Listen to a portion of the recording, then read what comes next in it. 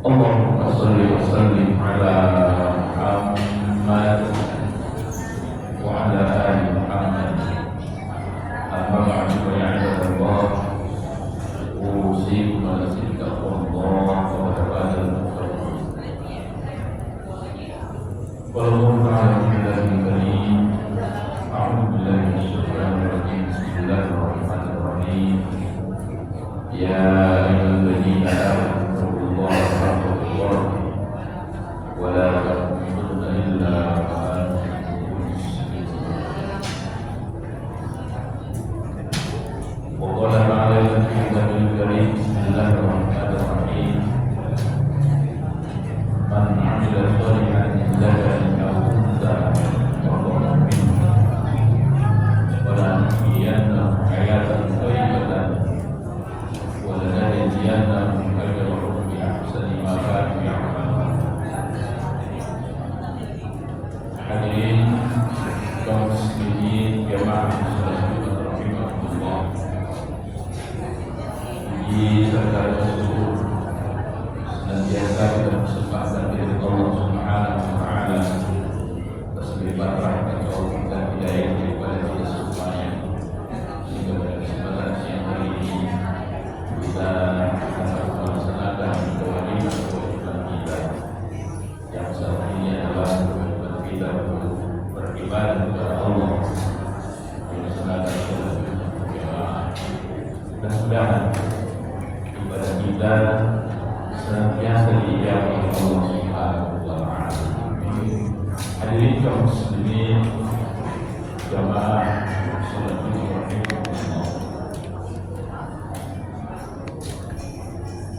Dalam surah An-Nahl ayat 97, Allah Subhanahu wa ta'ala berfirman: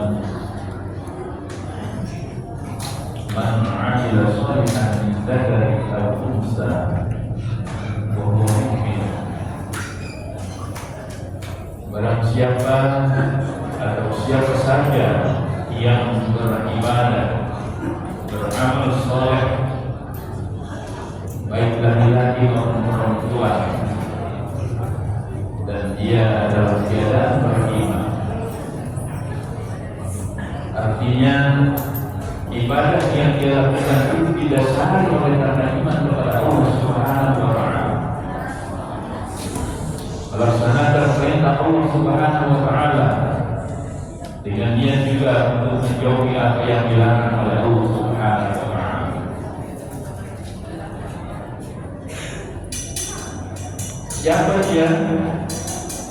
Siapa saja, baik yang laki-laki maupun perempuan, dengan dasar tadi beriman kepada Allah, maka Allah memberikan ganjaran pada ujian hayatan thayyibatan. Maka Allah akan memberikan kepadanya hidup yang baik, kehidupan yang baik.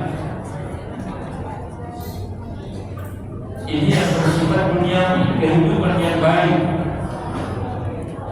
Kemudian Muhammad ayat berikutnya, walanajziyannahum ajrahum bi ahsani ma kanu ya'malun, dan akan kami balas, akan kami berikan ganjaran kepadanya dari semua ibadah-ibadah yang dia lakukan untuk pahala. Bagaimana pahala yang akan diberikan oleh Allah? Bi ahsani ma kanu ya'malun, jauh lebih baik daripada sekedar apa yang dia kerjakan selama hidup di dunia. Oleh karena itu hadirin jemaah yang dimuliakan oleh Allah Subhanahu wa taala, maka ayat ini menjelaskan ada dua kehidupan yang akan kita lalui, dan satu adalah kehidupan dunia. Maka barang siapa yang taat, siapa yang beramal saleh kepada Allah dalam kehidupan dunia ini, Allah akan memberikan kehidupan yang baik kepadanya. Kehidupan yang baik artinya kehidupan dia mendapatkan kemuliaan, mulia di hadapan manusia, mulia di hadapan Allah, dan dia mendapatkan seluruh kebaikan-kebaikan di dalam hidupnya.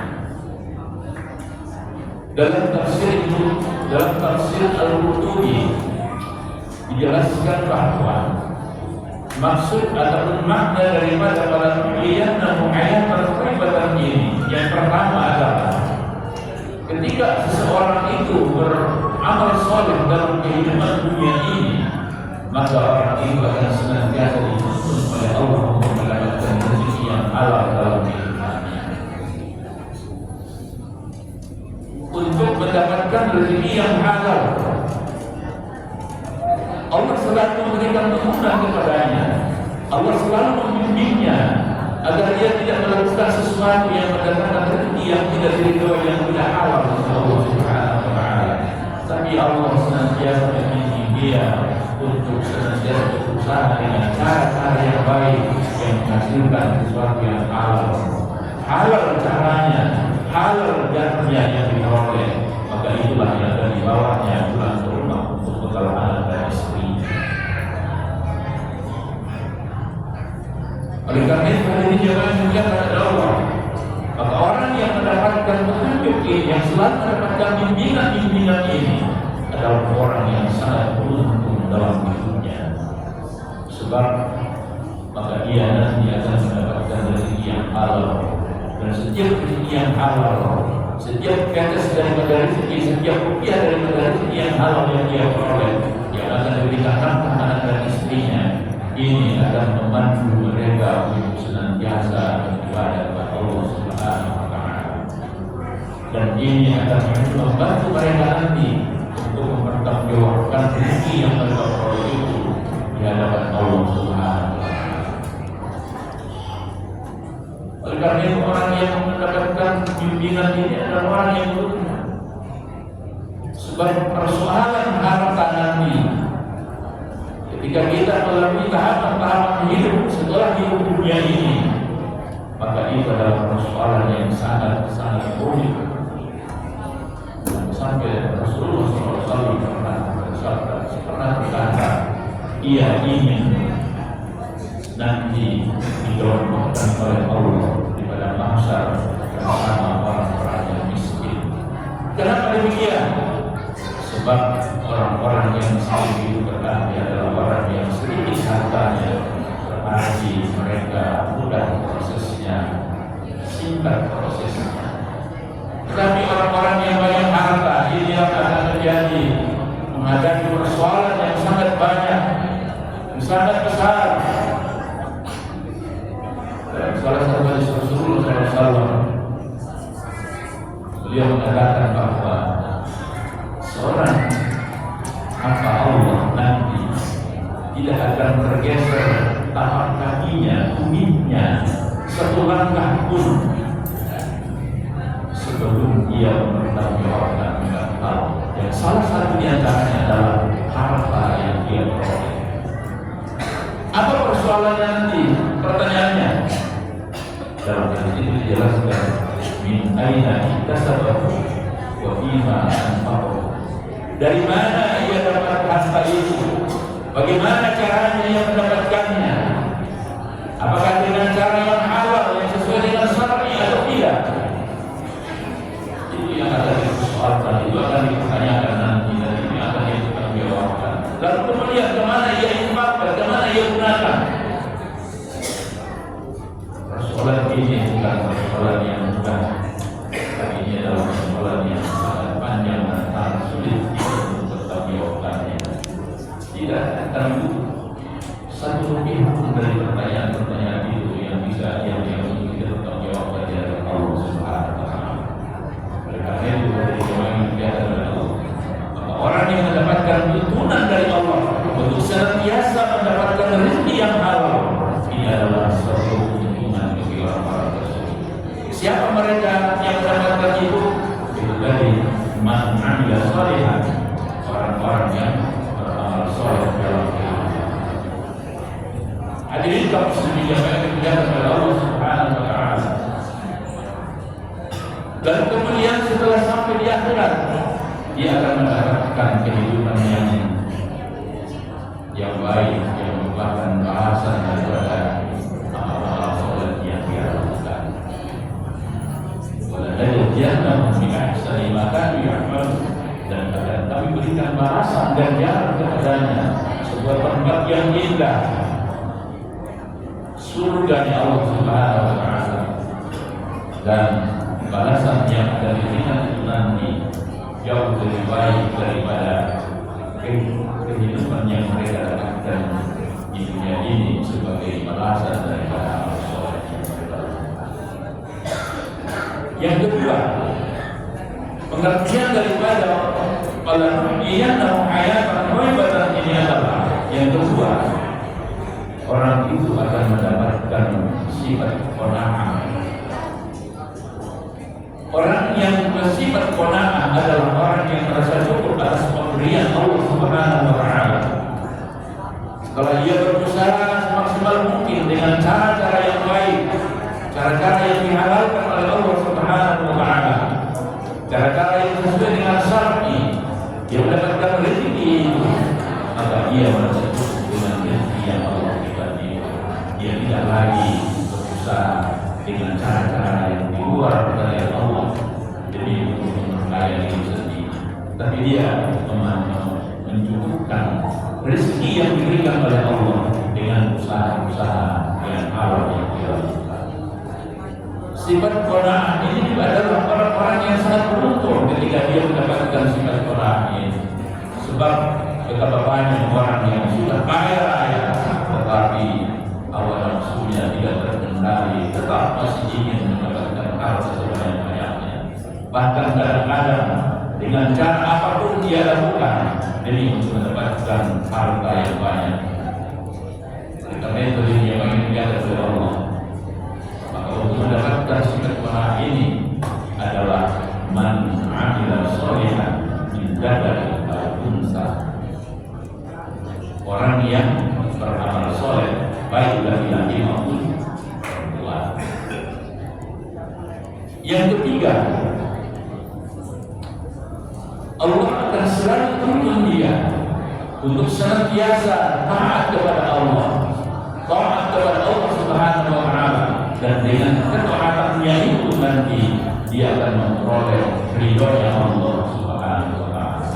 Atau secara singkat dia, bahwa orang yang mengamalkan, yang beramal soleh baik laki-laki maupun perempuan, dia akan mendapatkan ridho dari Allah Subhanahu wa Ta'ala.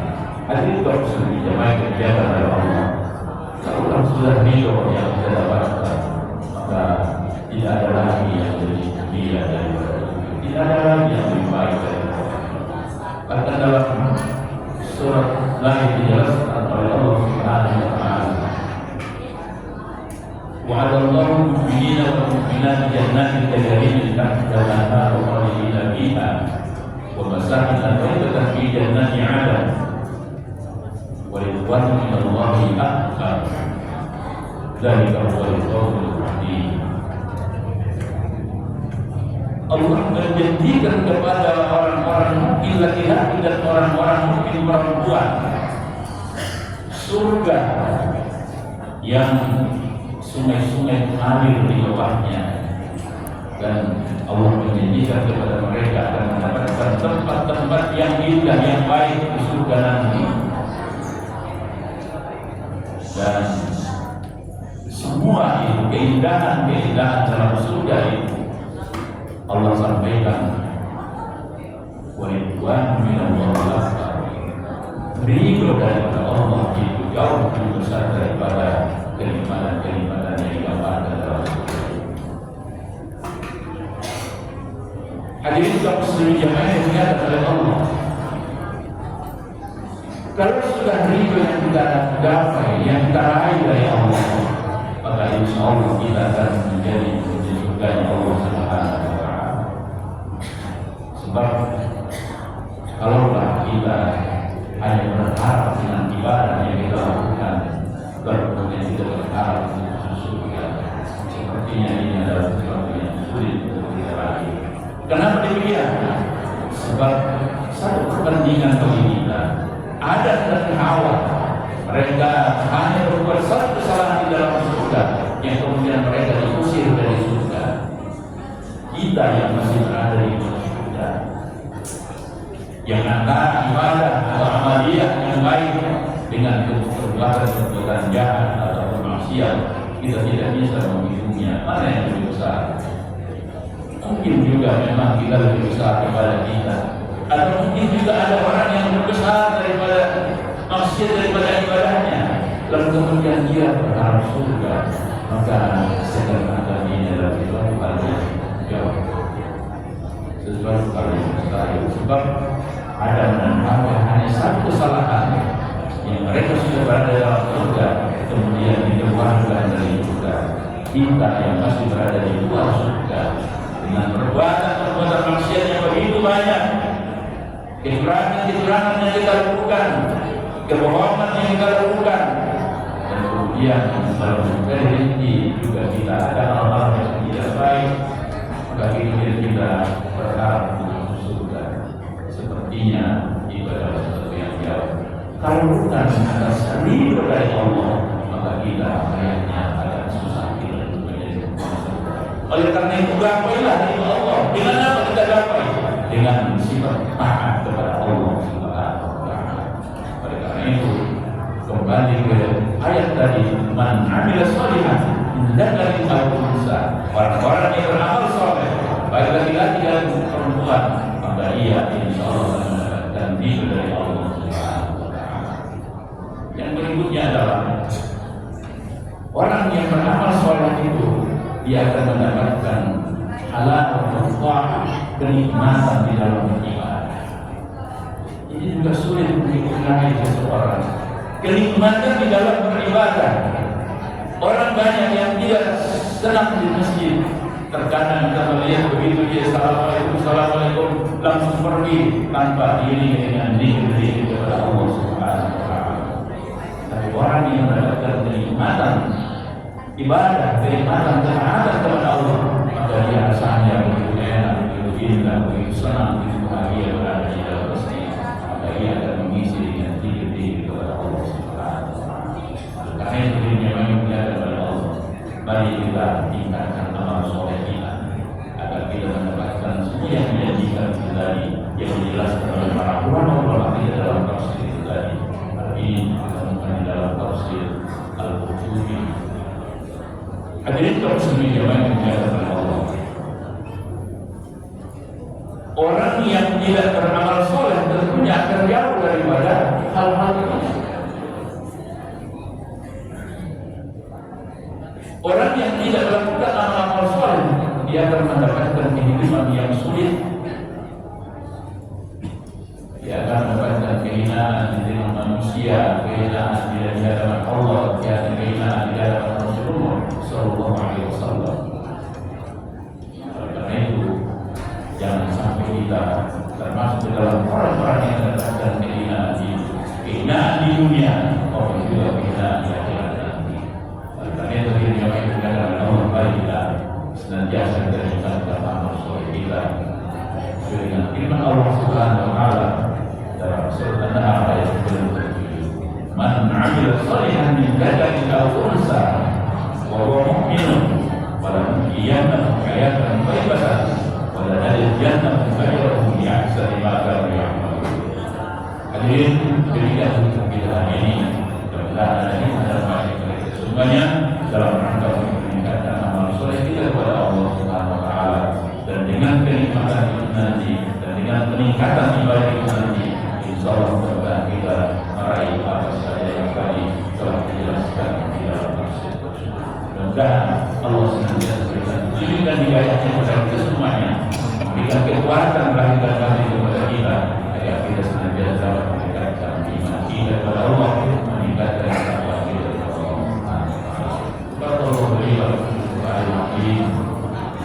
ونفعني وإياكم بما فيه من الآيات والذكر الحكيم. تقبل منكم تلاوة إنه السميع العليم. أقول قولي هذا أستغفر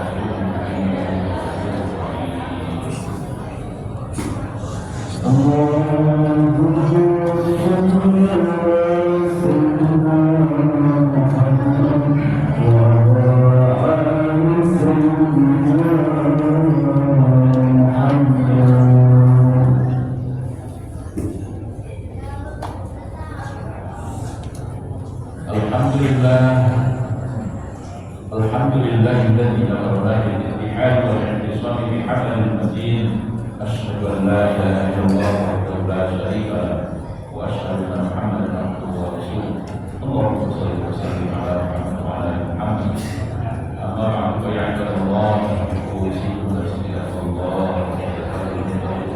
واعلموا أن الله سبحانه وتعالى أمركم بأمر دينه وتنهى عن وقال تعالى في كتابه الكريم أعوذ بالله من الشيطان الرجيم بسم الله الرحمن الرحيم والعصر إن الإنسان لفي خسر إلا الذين آمنوا وعملوا الصالحات وتواصوا بالحق وتواصوا بالصبر. Hadirin kaum muslimin jemaah rahimahumullah. Pada kesempatan kali hadisnya kita kembali ke sini semuanya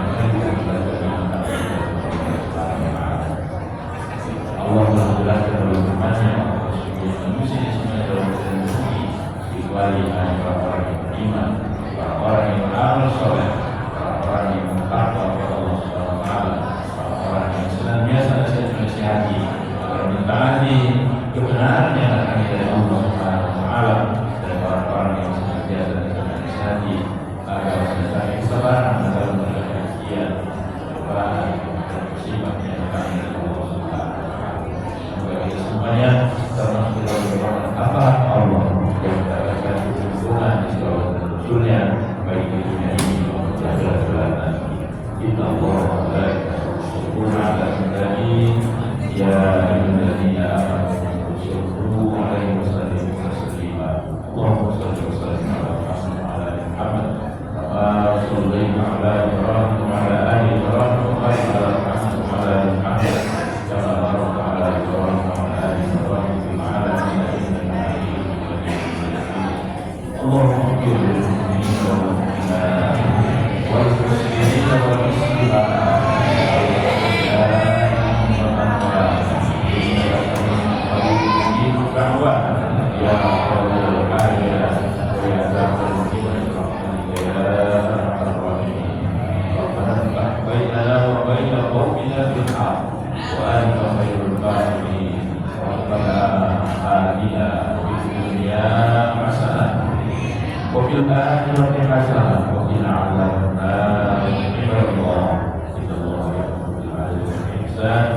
وإذا لم يكن ما يفعل الخير والمنكر